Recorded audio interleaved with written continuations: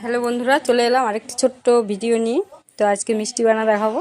তো দুধ বসিয়ে দিলাম, একটু লেবু চিপে দিয়েছি। তো ছানা হয়ে গেছে, ছানা ফেটে গেছে, এখন ছেঁকে নেব। ছেঁকে নিয়ে মিষ্টিটা এখন ভালো করে ছানাগুলোকে মাখবো। এই যে ছেঁকে নিলাম, ছেঁকে নিয়ে এখন ভালো করে মাখতেই থাকবো, থাকবো যতক্ষণ না সফট হয়। একদম মাখতে মাখতে সফট হয়ে যাবে ছানাগুলো, একবারে নরম হয়ে যাবে তুলতুলে। তারপরে গোল গোল করে নিয়ে নিব।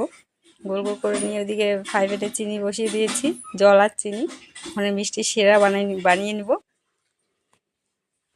এই যে শিরা বানিয়ে নিয়েছি। এখন এগুলোকে ফুটিয়ে নেব, ফুটিয়ে দিয়ে মিষ্টিগুলো ছেড়ে দেবো। তাতে এখানে মিষ্টি তৈরি হয়ে যাবে। এটা ভীষণ তুলতুলে ও নরম হবে, খেতে সেই টেস্ট হবে। গরম গরম